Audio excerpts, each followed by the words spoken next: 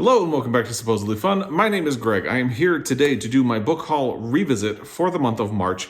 This is going to be the first time ever that I have 3 years of book hauls to look back at, because March was the very first time I did a book haul back in 2019. Originally, I had thought that I wasn't going to do book hauls because everybody does them, and that's not going to be my thing. But within 3 months of being on BookTube, I realized I like talking about the books that I bring into my library. So I relented, started doing book hauls, and have been ever since. And then I started doing book haul revisits. So basically, if you are unfamiliar, this is where I look back at previous book hauls from this month and see how many of the books I have read, how many I have DNF'd, how many I have unhauled, and if there are any that I potentially need to unhaul. Now, in this video, I am not really going to talk about what these books are about. And again, because I have 3 years to go through, I'm going to spend as little time talking about that as possible. If you want to find out more about a specific book, I am going to link all of the original book haul videos in the description box down below. You may feel free to go there and I'll talk about the plot, the author, whatever sparked my interest in that book in the first place. I usually read the first sentence, or at least a little bit of the opening, in my book hauls, not in the earliest ones. That was something that came on later. So if you want more information about the books, check them out at the links that I will put in the description box down below. Let's dive in and start with March of 2019. In March of 2019, I brought 8 books into my library, and there's been a lot to talk about since then. The first book was Leading Men by Christopher Castellani, which I read half of and didn't finish. So right off the bat, we have a DNF. I was really excited about that book, and I considered holding on to it after I DNF'd it and maybe trying it again at a later date. And eventually I realized I didn't like it enough to give it another try. So I unhauled it. Actually, I didn't trade it in. I think I'm using it as decoration somewhere because it did have a pretty cover. But I did not read it. It is not part of my library anymore, so I'm counting that as an unhaul, and I don't have any plans to get back to it. The next one is something I hauled because of Leading Men by Christopher Castellani. And I said that I wouldn't spend a lot of time talking about each individual book, and I won't. But the premise of Leading Men is that it's about Tennessee Williams, and it's about a lover of his. So I ran out and got myself a copy of The Night of the Iguana and just haven't gotten around to read it. It was one of the only Tennessee Williams plays I have not read. I've read all of his big ones. And I know this one was turned into a movie with Richard Burton. I haven't gotten around to it, but I'm totally fine having it because the urgency was because I happened to be reading a novel that dealt with Tennessee Williams. And I think I can't remember how it related to The Night of the Iguana. Maybe just in my head, Tennessee Williams, and I got excited. And Night of the Iguana is one of his only plays I have not read. So I purchased a copy of it, and here it is. I will get around to it someday. I don't have any sense of urgency to get to it now. Certainly not since I didn't finish Leading Men, but this will outlast Leading Men because I will hold on to it and I'll get to it at some point, and that's going to be fine. It's kind of a library builder. I haven't heard really great things about this play in particular, but I'm still curious to try it. There's a Richard Burton movie adaptation of it, and Richard Burton is a great actor. So why not? It'll just sit in my library and I will get to it when I get to it. The next book that I hauled in March of 2019 is a success, Conversations with Friends by Sally Rooney. I purchased this because I think at the time, Normal People was gearing up to release in the United States. I think that's about the timeline of it. And I wanted to give this a try. Before I read Normal People, I ended up reading this and never getting to Normal People.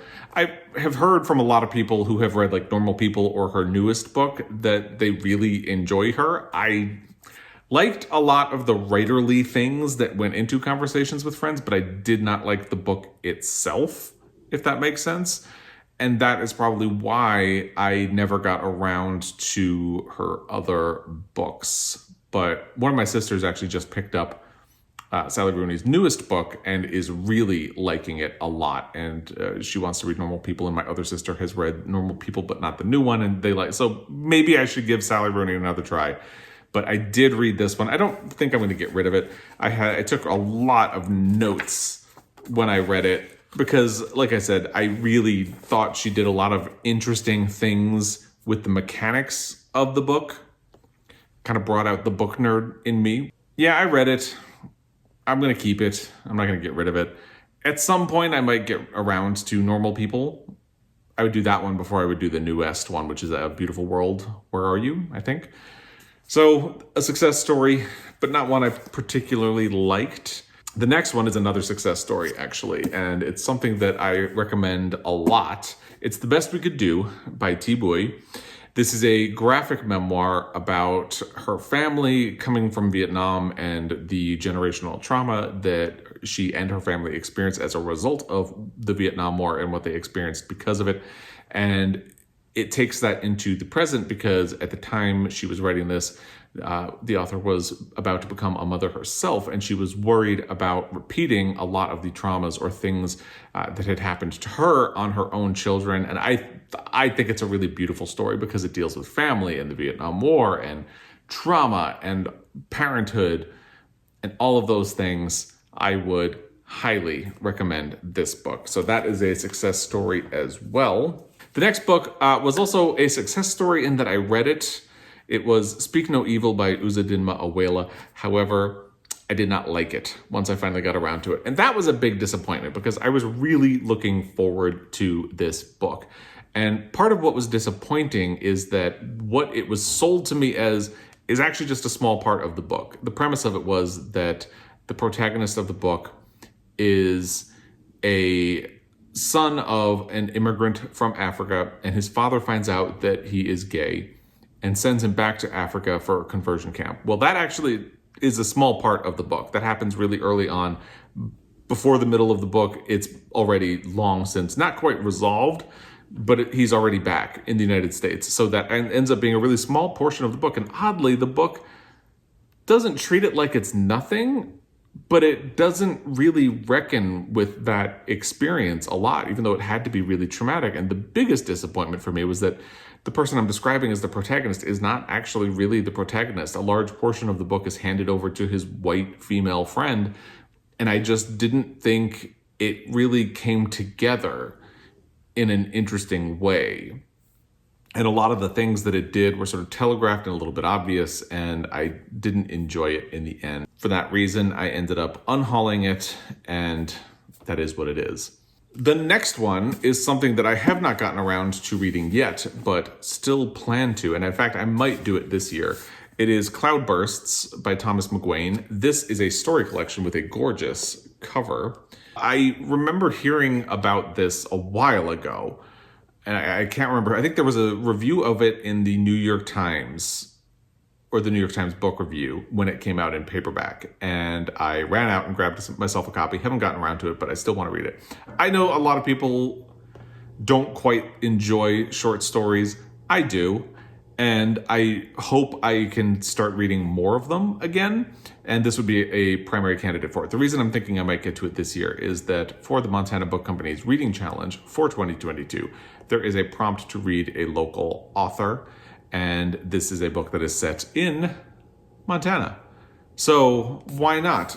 I believe Thomas McGuane himself is from Montana. Let me see if I can find a little about the author. He lives on a ranch in McLeod, Montana. So he certainly would fit the brief for that. And I'm looking forward to it. Like I said, this got a rave review, and I haven't gotten around to it yet, but I didn't have any rush to get to it then. And I still plan to get to it. Yeah, even if I do another local author for 2022, I would still like to get to this next year. So this is not in danger of going anyplace anytime soon. I would still very much like to get to it. And the same is true of The Largesse of the Sea Maiden by Denis Johnson, which is another story collection that I purchased kind of on a whim because it was in the store when I picked up Cloudbursts. I didn't have any sense of urgency to get to it. I did think I would get to it fairly quickly. And this is another beautiful cover, actually. But This was it published posthumously? I can't remember. Finished shortly before Johnson's death, this collection is the last word from a writer whose work will live on for many years to come. I have an up and down relationship with Denis Johnson. I think Jesus' Son is an excellent story collection.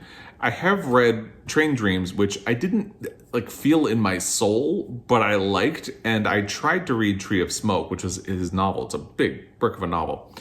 But I read it on a plane when I was sick. I think I had the flu or was just coming down with the flu, so I took cold medicine, and the whole book was like a fever dream, and I couldn't remember what happened. That wasn't on a plane. I'm thinking... Brief History of Seven Killings is the one that I tried to read on a plane when I was sick and it didn't work. Tree of Smoke, I just read when I had the flu and was at home, and it was like a fever dream because the book's just a little bit trippy.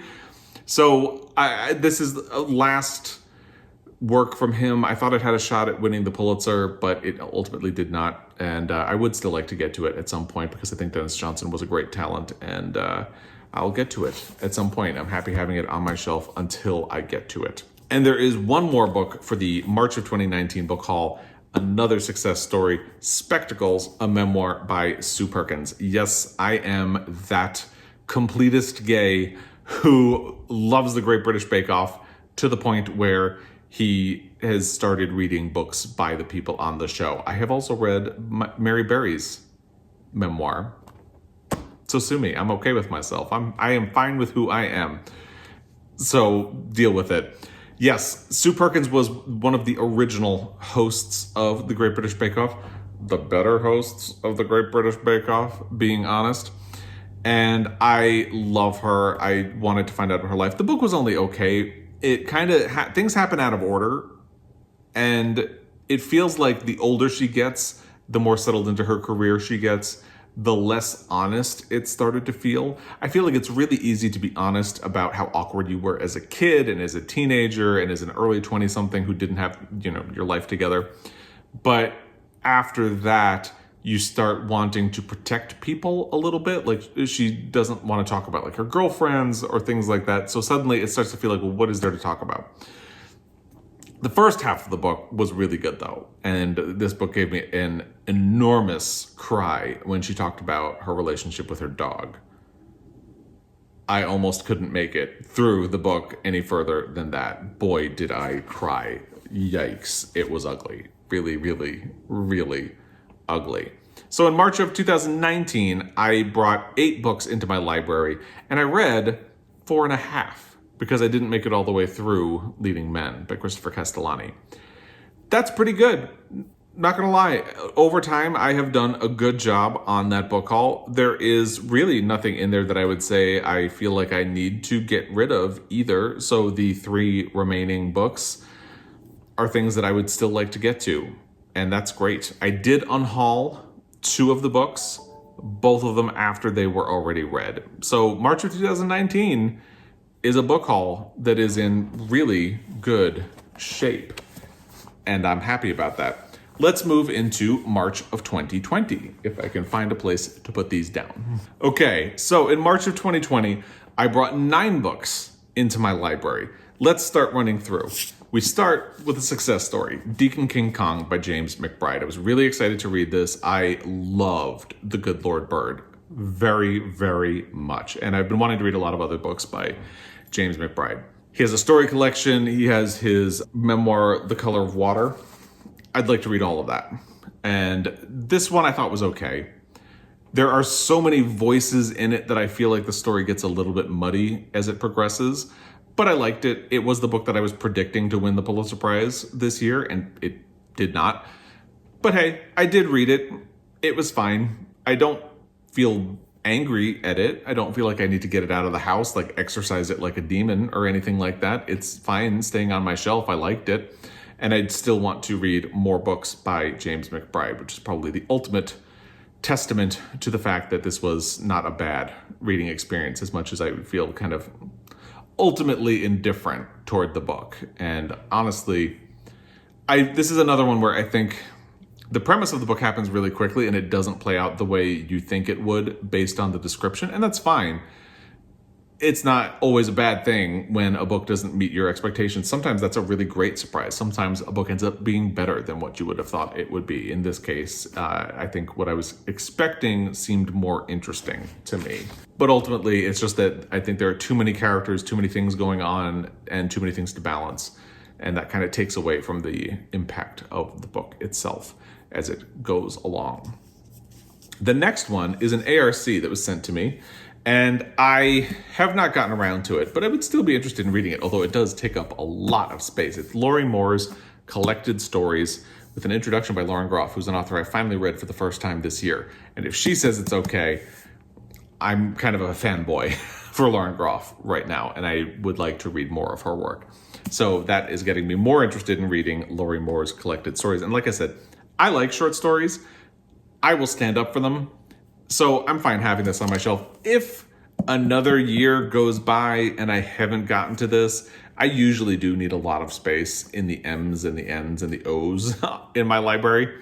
So if I haven't gotten to this in another year, I might start thinking about getting rid of it. But I would still like to read this, and I'm kind of surprised I haven't cracked it open by now. I think the sheer size of it is what has been keeping me from doing that. But I've heard really great things about Lorrie Moore pretty consistently, so I'm pretty sure that this is something that I will be happy continuing to have in my library until I eventually get to it.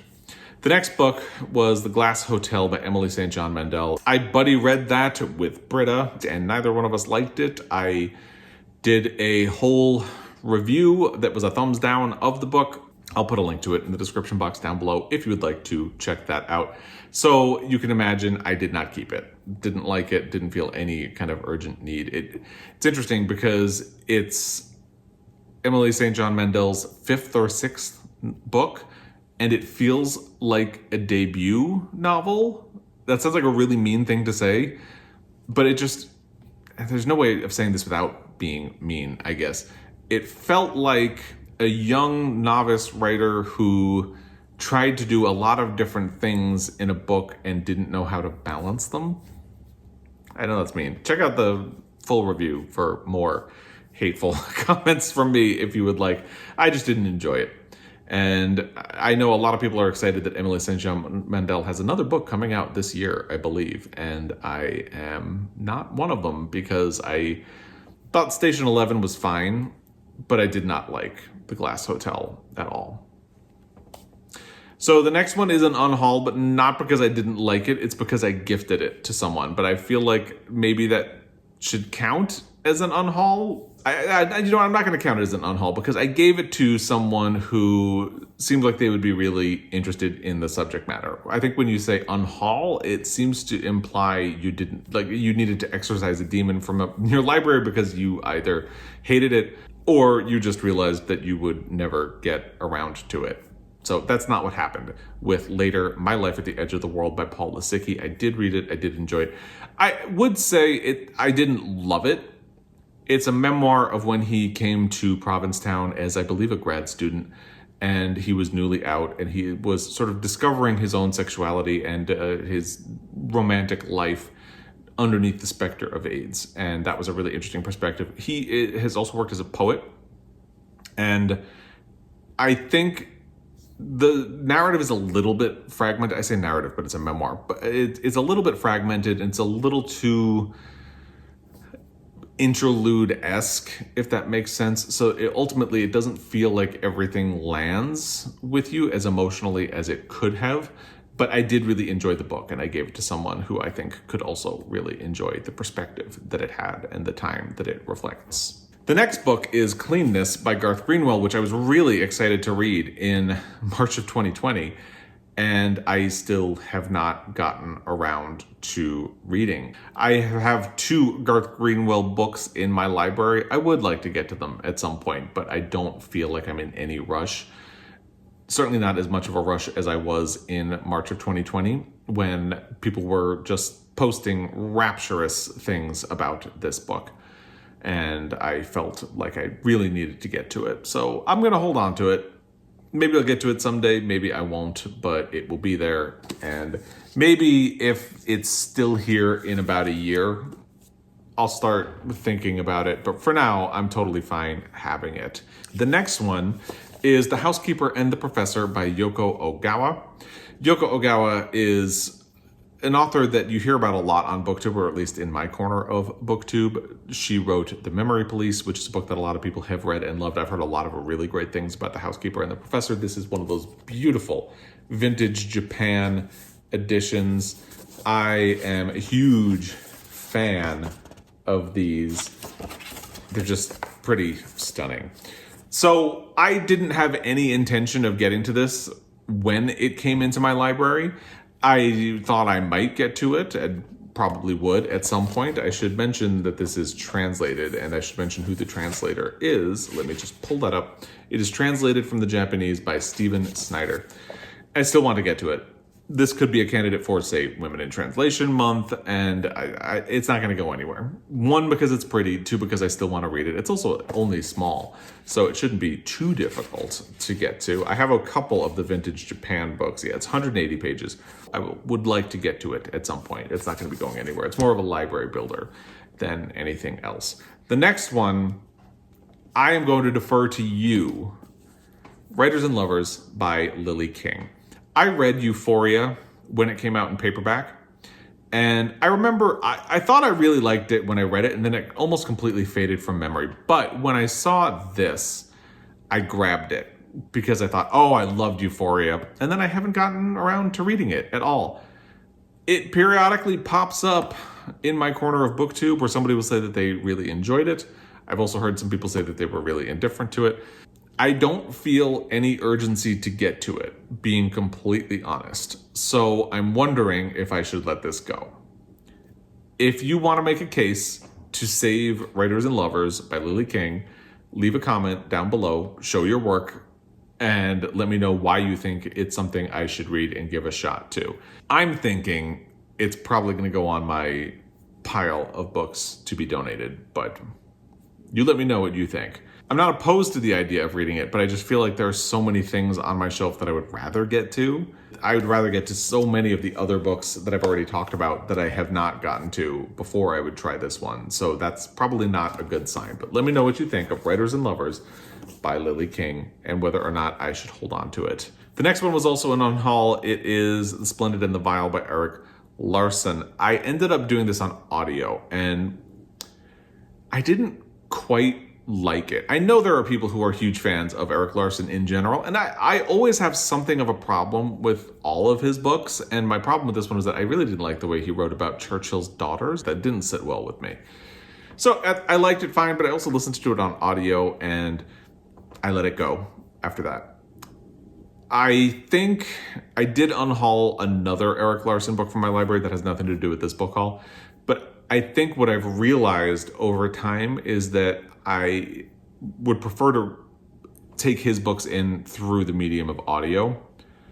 So a physical book probably wasn't really going to make sense anyway, but that's part of the point of doing these book haul revisits. It makes me think about how I consume books, how likely I am to read books, and what format I am likely to read them in. And hopefully, that makes me a more intentional book buyer. Does it work out that way? Sometimes. Let's move on to the next one, which was a success story. It's Hilary Mantel's The Mirror and the Light. I accidentally purchased a copy of the British edition of this book and ended up being fine with it. I was looking at it on a website, and I thought I was going to hit the button to convert pounds to euros, and I hit the buy button and just let it go. So here it is. I ended up listening to this on audio because I did it for the BookTube prize. The audio was pretty stunning. And I didn't like it as much as Bring Up the Bodies, but it's fine. It takes up a lot of real estate in an area where I tend to need a lot of space, but it's fine because I do support this collection. I used to have a copy of Wolf Hall, and I lost it somewhere during a move, probably.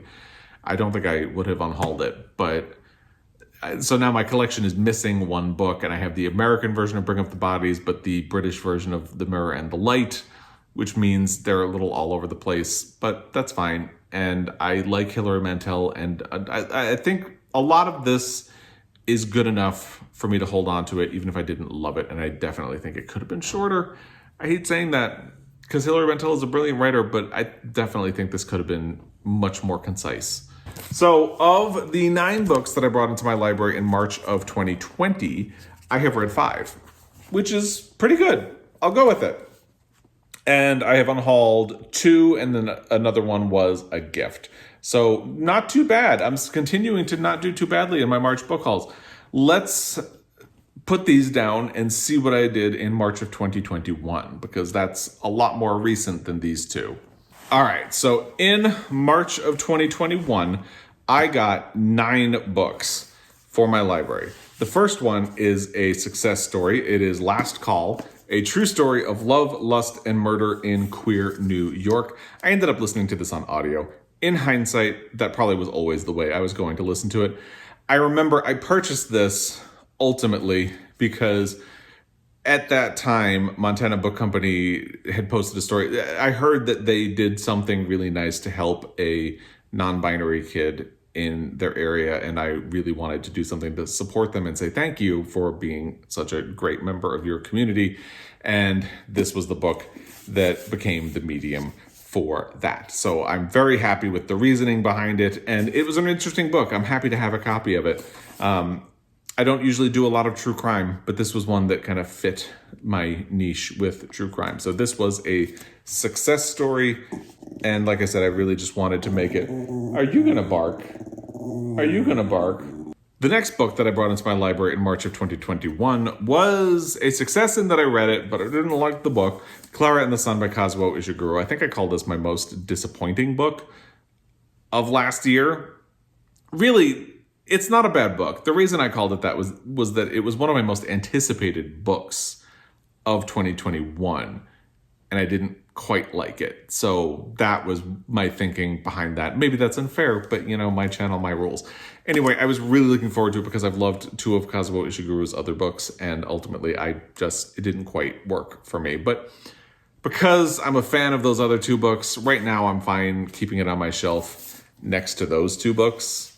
When I need space, I might find somebody to gift that to or donate it. The next one I had completely forgotten about. It's Of Dogs and Walls by Yukio Tsushima. Sean the Bookmaniac sent me this. It's a short story, and I had completely forgotten about it. So it's been sitting on my shelf, ignored ever since, and this would be really easy to fit in for obvious reasons, so I should get to it. And I'm not going to get rid of it. I will try to squeeze this in somewhere along the way. The next book was Vintage Murder by Nao Marsh. My neighbors were telling me about Nao Marsh's books and how they are huge fans of them. And I don't like the current state of the mystery thriller genre. I've talked about that a fair amount. Not going to spend a lot of time on it here. But I tend to prefer more classic whodunits, and I have a bit of a hard time finding them. So my neighbors recommended Nao Marsh, and then I saw a couple of other comments. I kept looking for the first book in the series and couldn't find it. So eventually I just grabbed this one because it was cheap. I think this was $1. And I figured, well, if I don't find it, I'll get around to it. But then in my heart, I really want to start at the beginning because I'm that guy. So I've never gotten around to it. I still want to read it. I still want to try the series. So I might try to find volume 1. I'm going to hold on to it because this is definitely a series that I would still like to try. I'm just not in a huge rush to do it right now. And then I got 2 Sue Grafton books. I didn't pull them from the shelf. N is for Noose by Sue Grafton, and S is for Silence. I believe I read N. If you don't know the story, I had worked my way all the way up to, I think, P is for Peril in the series. And then at that point, Sue Grafton died. That took a long time, by the way. I started reading Sue Grafton books somewhere around 2001 or 2002. And then at the time she died, I was up to P is for Peril. I had finished P is for Peril, that is. And then instead of finishing the series, I decided to go back to the beginning. So I'm kind of working my way back through them. And I stupidly gave away all of my copies of the book because I thought, am I going to reread these? If I do, would it make more sense to do them as ebooks because it will take up less space? But I don't really read ebooks, and I kind of like having them. So I've been recollecting them. So that is why I got N and S in March of 2021. There is only 1 book left that I need to recollect in the Sue Grafton series, and I'll eventually find it. So that's why those were in there. The next one is What's Mine and Yours by Naima Coster. I feel like I've heard nothing about this book since it was released, and being completely honest, I had forgotten that I own it. So that's probably not good. In fact, when I saw it on a book haul, I was like, what book is that? And then I pulled it off my shelf and I was looking at it like, I have no memory of this. So that's probably not good. And I'm going to put this in the same situation as Writers and Lovers by Lily King. If you've read this, and if you want to make a case for why I should remember it at least, or why I should keep it and read it, show your work in the comment section down below and let me know. For now, I didn't even open this to see what it's about. I just honestly don't remember. And that's probably not good. Let's keep going. Then there was the final revival of Opal and Nev by Donnie Walton, which I did read and which I did enjoy. It was one of my more favorite books of last year. I can't remember if it made it into my best or if it was one of my almost best. I think it was one of my almost best. I don't remember. But I liked it, is the point. I do think it's a book that has flaws.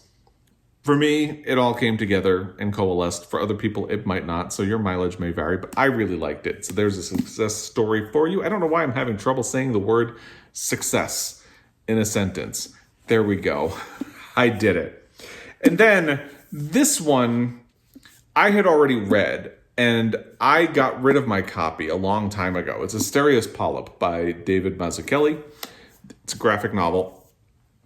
And I got rid of it, but I remember really loving it, and I've kind of wanted to reread it, and I didn't have a copy. So finally, I just ordered it, got a copy, and it's back on my shelf, and I didn't get around to it in the last year, but I will at some point, and I know when I do, it'll go quickly. I remember really liking it, but I have read it in the past. I have not read it since I purchased it, but that's fine. And I would like to hold on to it, so I will get to it at some point. So those were 9 books that I hauled in March of 2021. I've read 5. 2 of those were previously read, so that does, I don't know if that makes any difference to you. Doesn't quite to me. So it's still a pretty good track record. I've had a pretty good track record in this video. Now, I did not do math to try to figure out how many of these books total I have read and unhauled, so bear with me one second. I'm not good at math. This could take a while. Which doesn't make any difference to you because I'm going to edit the time it takes for me to do it out. Okay, actually, that wasn't that bad. So of the, I think, 26 books, and again, I did math really quickly. Of the 26 books from all 3 book hauls, I have read 14 and a half.